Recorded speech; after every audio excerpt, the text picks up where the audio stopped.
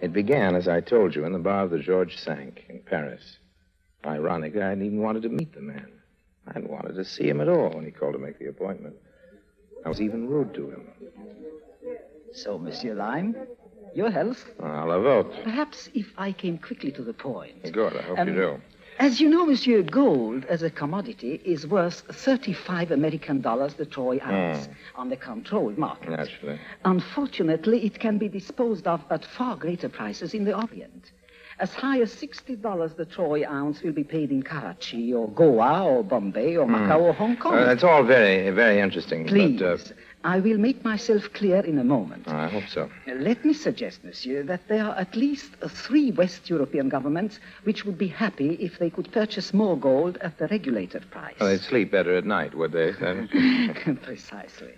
But if those who mine the gold in South Africa, in South America, and elsewhere, Sure. if they can dispose of their product for more, why should they sell it in Europe? Not to keep secrets from you, Monsieur Lime, there is a shocking condition. One blushes to report it. Gold is being smuggled east. Smuggled? East through Beirut and the Persian Gulf, east to India and Hong Kong. What some people will do for money. It is, as you suggest, a distressing practice. Yes. As you can imagine, there are certain European governments which would look very kindly on any efforts to halt the smuggling. If, for instance, the smugglers were made to realize that their enterprise was a very risky one, if they were to discover that occasionally their shipments did not get through to India as planned. Oh, my dear sir, you're suggesting that I hijack these smuggled gold shipments? And besides, how could it be done? Oh, very easily. You see, the usual route for the smugglers is from Beirut by chartered plane to a small sheikhdom on the Persian Gulf called Kuwait. Here the gold is dumped out on the sand. No armed guards. The sheikhs in Kuwait presently have it carried to small craft, dhows, in the harbor. And thence it is sailed east to Karachi or Goa, Macau. No armed guards? Ridiculous. Yes. I see. Well, my friend, I'm afraid you're a little ideas. Monsieur Lime, perhaps you have not understood No, me. I understood, surely. If anything should happen to a shipment of the smuggled gold, it would be understood that all money the gold brings in the Indian market would belong to the man responsible for any accidents to the smuggled shipment. Yeah? All the proceeds? All. Just where exactly is this sheikhdom of Kuwait?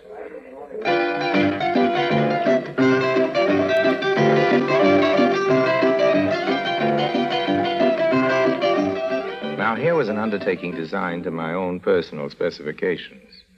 All the way to Beirut. I purred in my airplane seat like a tabby being presented with a bowl of clotted Devonshire cream. And in Beirut, I made allies with 2 likely specimens. One was called Clancy, a rascally Irish airplane pilot, and the second, Singh, an equally rascally Lascar sailor, both of them familiar with Kuwait. Now, remember, both of you, from now on, I am Dr. Harrington Lime, FRCS, well-known archaeologist, right? Whatever you say, Now, Harry. Singh, you leave at once for Kuwait and hire a dhow. Clancy here and I'll give you a head start. Then we fly to the airport, where we'll have to land because of engine trouble. I am an archaeologist looking for likely ruins to dig up. Clancy, you'll not be able to fix our engine until the moment there's a big shipment of gold lying on the sand by the airport. This begins to sound interesting. At that point, you tell me the engine is all right again. I arrive, change inside the plane to the clothes of a native. Singh drives a cart up, and he and I load the gold shipment into the cart, drive it down to the docks, dump it into the dhow, and sail 100 miles down the Gulf. Where I meet you with the plane. Right. We fly on to Karachi and sell it. Why not? And a quarter share for each of you fellas when it's sold in Karachi, right?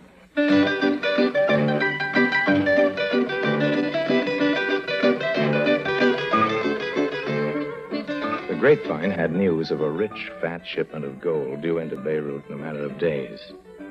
We gave Singh a head start, time to get us to the dhow and get it ready. And then Clancy and I took off for Kuwait.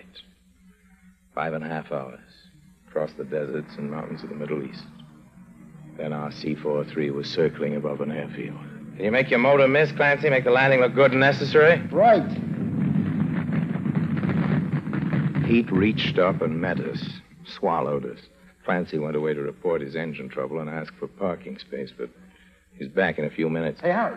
Plane due in tomorrow with a consignment for the Sheikh Sir Suleiman Al Hamad bin Taimur. Well, so what? I know him, that's what. He's the biggest man in the gold business here in Kuwait. It must be the shipment we heard about back in Beirut, don't you see? And tomorrow, huh? Well, we'll have to work fast. In this heat, too. You stay here and fuss with the plane. I'll get into town, buy some native clothes, and contact Singh. You got the name of that waterfront place he's staying at? Don't worry about me.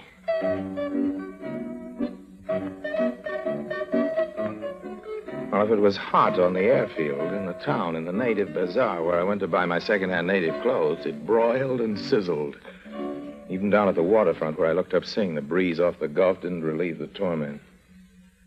Singh was all ready. Then back to the town's best hotel, carrying my package of clothes.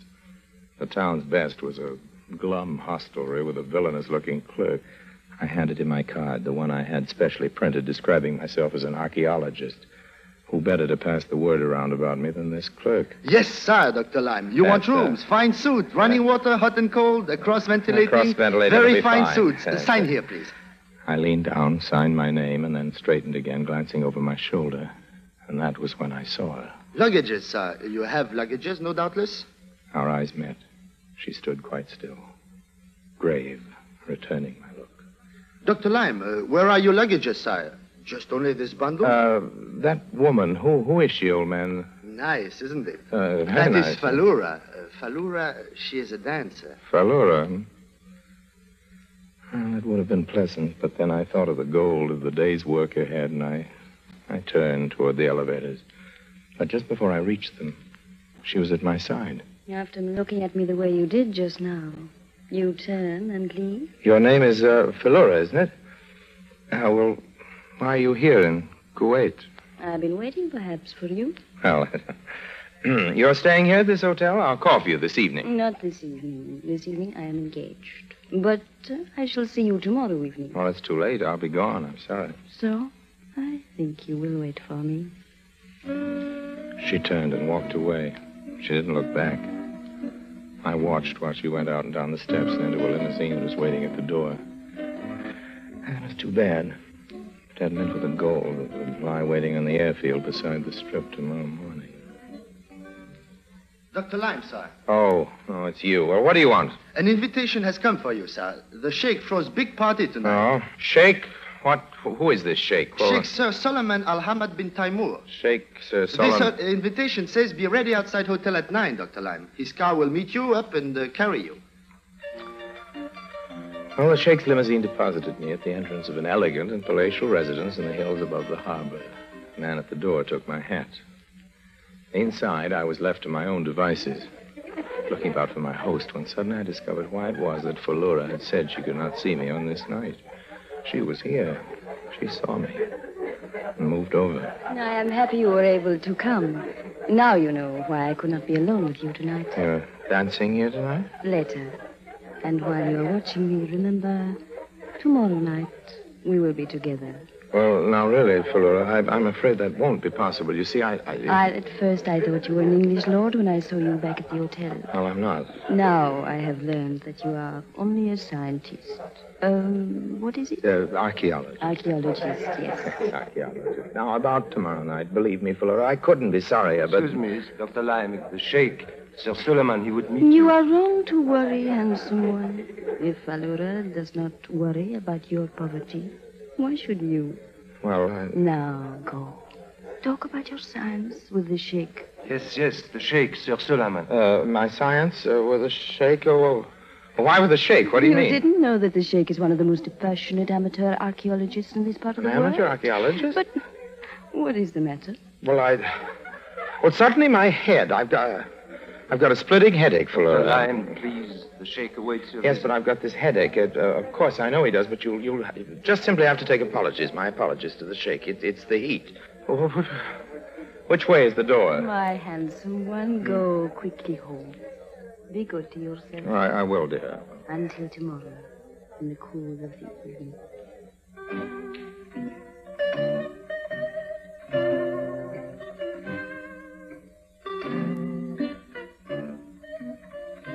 But it wasn't in the cool of the evening when I saw Falura again. It was in the heat of the morning, just as I was checking out of the hotel, and when I had only gold on my mind. Where do you go so early, handsome one? Well, I'm leaving, Flora. I'm leaving Kuwait. It is sorry. not possible. Well, I tried to tell you, twice I tried to tell you that I simply have to leave today by plane for India. Then I go with you. Flora, my lovely Arabian moonflower, listen to me. Oh, the first pretty thing you have said to me. I shall treasure it. Well, go right ahead and treasure it, honey. But now, goodbye. You're not coming with me. I'm going alone. Goodbye. No, wait. Is it my same handsome one? Can it Well, you're not coming to the airport with me, Flora. If you not just... even to kiss you goodbye?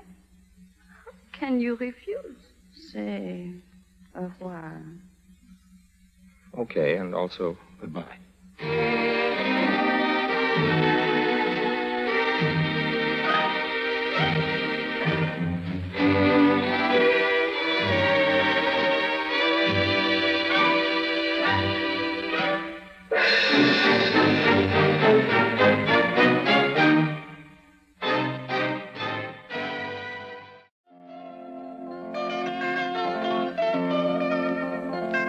Flora was certainly beautiful, but beautiful or not, Flora had begun to get on my nerves. Nothing could have been worse than to have her around the way she was, waving to me.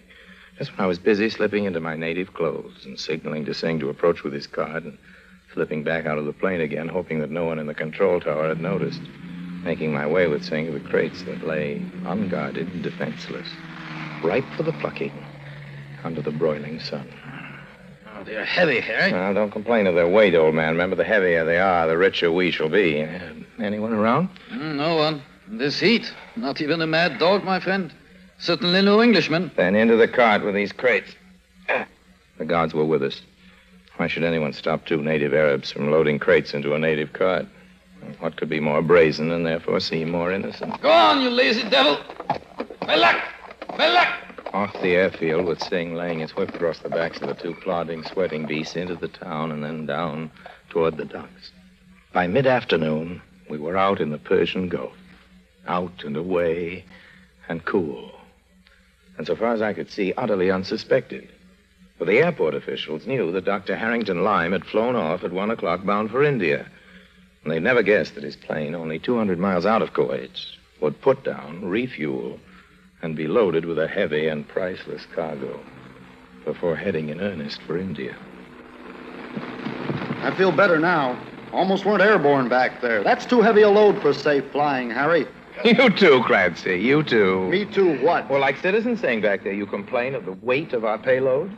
Suppose, Clancy, just suppose that what we finally were able to tuck inside the plane weighs half a ton. How much would you say it'd be worth? Half a ton of gold? How should I know, Harry? Your guess, Singh. $50,000? 100,000? At Indian prices, we might get enough to buy 1 million American dollars, my pessimistic papoose. That much? We'll see when we find our buyer in Karachi. Why not in Goa, Harry? I heard of a man in Goa, a Portuguese named Piranda, who buys gold. Karachi, Clancy.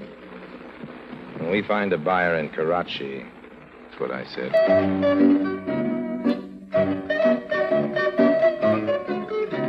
When is what I said, but if was what I was thinking. Would it be so easy to sell a half-ton of fine gold? I didn't know. Never sold a half-ton of gold before. I could only guess. But before I left Europe, I'd taken the name of an Indian merchant in Karachi who could be approached. Okay, Clancy? Everything clear? Sure pop, Harry. I just want to visit this guy first and make sure he's the man for us. I should be back inside an hour. Don't let anyone near the plane. Trust me, Dr. Lyme. I will, old man. And I did. I did trust him, and that's where I made my mistake. Took me an hour to find my merchant in the city, 10 minutes to find that I had a man who'd make a quick and profitable deal, and half an hour to get back to the airport. All singing, all talking, all dancing. You Dr. Harry Lyme? That's right. This note's for you. Note? Note from whom? From a pilot named Clancy. He left it just before he took off. Before he took off? Yeah, he took off about 20 minutes ago. Said you might be looking for him. Here's the note. Harry, Singh and I decided what's the use of 25% for each of us. We decided 50% for each of us is twice as nice. You can see that, can't you?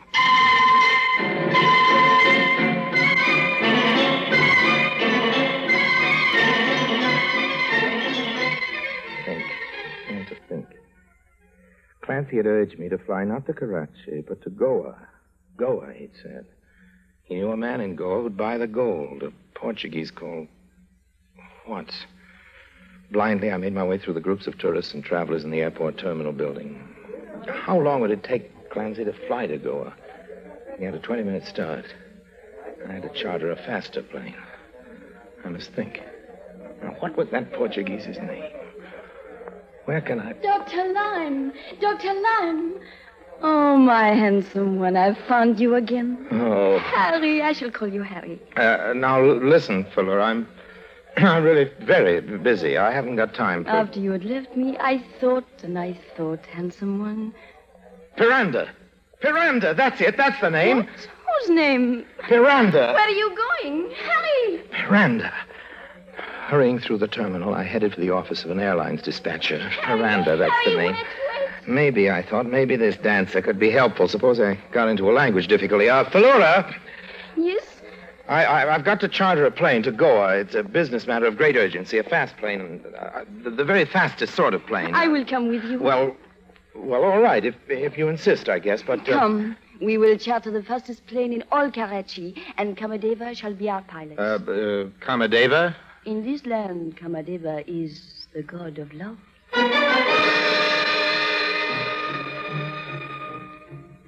Falura jabbered a few rapid sentences of Arabic to a dispatcher, then to a radio operator, and a tricycle plane had appeared, and we climbed in. More than 800 miles down the west coast of India lies Goa, capital of Portuguese India. Say Clancy and Singh had an hour's head start. It couldn't take less than 5 hours, and the plane we chartered was guaranteed to get us there in 4. I had a chance. All I'd have to do would be to get rid of Falura, pay off the pilot, and find the offices of this guy, Piranda. Luck was back with me again. 4 hours, and we were circling down over the ancient city of Goa. I raced from the landing strip to the administration building. I wanted a taxi. I figured I could brush Falura off as soon as I could find a taxi. A taxi, hi, a taxi! I beg your pardon, but aren't you Dr. Harry Lime? Well, yes, Harry, where are you going? Professor Lime, is it not? The well-known archaeologist. Oh, yes, but I really must apologize, old man. Taxi! I'm in a terrible hurry right now, you see. Taxi! I can't tell you how I've longed to meet you, Professor. You see, I dabble a bit in archaeology myself. Taxi! Taxi! A taxi pulled up. Perhaps you will be good enough to permit me to accompany you to the hotel, Professor. I had no time to stand on ceremony. I pushed this archaeological crank out of my way and then jumped into the cab. Driver, take me to Piranda's. Do you hear? Harry, don't leave me. You know where it is, Piranda's? Si, Miranda, si, Wait, senor. Harry, wait, Harry. What about me? But, Professor, wait! I was cutting it fine. It took my driver a half hour to find Piranda's. What if those thieving scoundrels had beaten me after all? But just as the taxi was turning into the street, I relaxed. There they both were, Clancy and Singh, standing on the sidewalk outside the shop, supervising the unloading of the crates. Gently, boys, gently. Yes, gently, boys, gently. Hurry! You boys have rather inconvenienced me. Please, Clancy, don't reach for your pocket. As you may notice, my hand is already in my pocket. It isn't my pipe stem that is pointing at you. That's better. You may proceed with the unloading of my crates. But, Harry, listen. I know, you were just joking. Nevertheless, the penalty for practical jokes is severe when my profits are involved. Harry, Oh, you see? He's stopping them. Yes, I guess you're right, my dear. I guess he is a fellow archaeologist a after fellow, all. what? Certainly he is, Sir Suleiman. Oh, what's this, Sir Suleiman? Why, I thought you knew him, handsome one. This is the Sheikh Sir Suleiman Al-Hamid Bertimo. Delighted, Professor. Oh. I had been looking forward to a chat the other evening, except that you were suddenly taken ill, I understand. Yes, Sir Suleiman, And as I a must matter say, of fact. I'm most grateful for all your efforts at halting these brigands. You'll forgive me. For a time, I actually thought you were part of the plot to hijack my gold. Yeah, and don't think you were... Quiet. Yes, Sir Sullivan, you were saying? Yes. Well, Falura here insisted that her heart had never told her a lie, that her heart told her you were honest. Oh, that's very good of Falura. Actually, my dear Professor, your melodramatic chase was unnecessary. Oh? Yes, indeed. As soon as you told Falura back in Karachi that the name was Piranda, she found the opportunity to ask Karachi radio operator to send me the information. I was at the time flying from Kuwait. And naturally, I radioed ahead to my good friend Piranda. Your friend? We've often done business together in the past. And he arranged to have some Goa police inside his place of business. Police? What? They're ready to take these two thieves in charge right now, I believe. Hey! Now, look here, Harry. And a very good thing, too, I must say. Harry, does it not turn out well? You're not getting away with this Ah, line. that's- All right now, my men. Just move along inside the shop, please. Oh, by the way. Yes? Please accept this, a small reward for your friendly intervention. Oh, no, Sir Solomon, I couldn't really no, not. I insist. It's awfully good of you. Careful, Yura. You make him take it. Well, Professor, you perhaps don't realize how valuable a shipment this was that you saved. oh, really? I'll see you in a few moments. We'll wait, Sir Suleiman. Philura. Yes, handsome one, come. We will see if there is a bank open which will cash the Sheikh's check. You see the reward for honesty, handsome one. Yes, a slender return on investment, but a reward. Come, Moonflower.